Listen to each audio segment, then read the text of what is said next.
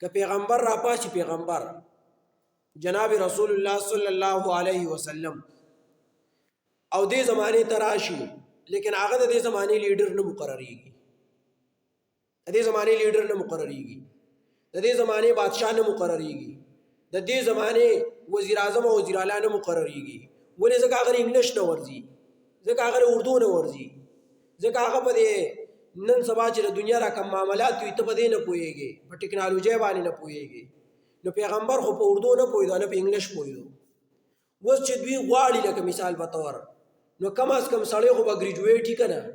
چې یو سړی ګریجویټ نه دی نو هغه به صدر څنګه جوړېږي خامخا تعلیم ضروري دی نو که دې زمانه کې پیغمبر هم راولي نو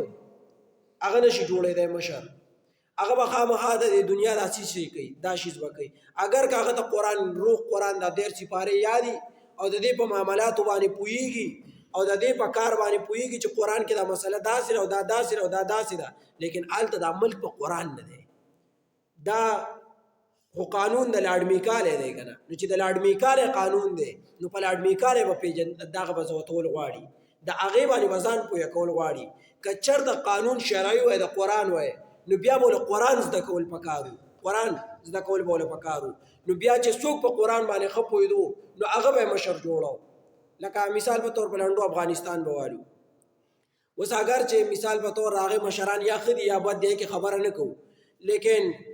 مشر هغه سړی جوړي چې هغه په قرآن باندې پوهیږي مشر هغه سړی جوړي چې هغه په حدیثو باندې پوهیږي مشر هغه سړی جوړي چې هغه په فقه باندې پوهیږي په کتابونو باندې پوهیږي په علم باندې پوهیږي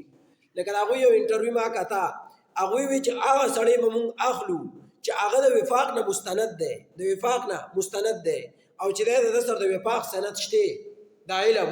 دې خو به هر یو سړی وي چې ما علم کړی ما مشر کا نو هر سړی خو نشي مشر کېدی یا هغه سړی به مشر چې هغه د کوړي پارېږي دا 2 چایس هغوی ورکړي یا د کراچۍ یو 2 غټې مدرسې دي دې نه پارېږي نو مونږ به هغه سړی د ځان سره مشر الو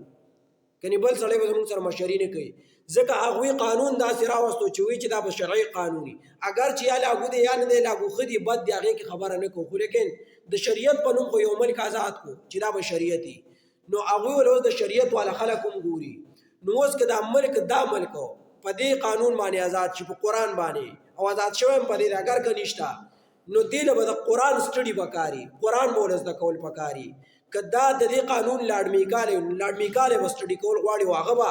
کتل غواړي او په هغې باندې به ځان پوهه کول غواړي تا به مشر کوي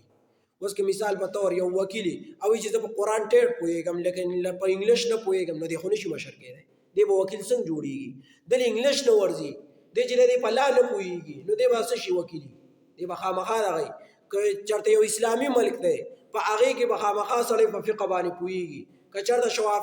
شوافیو په فقه به پوهېږي که احناف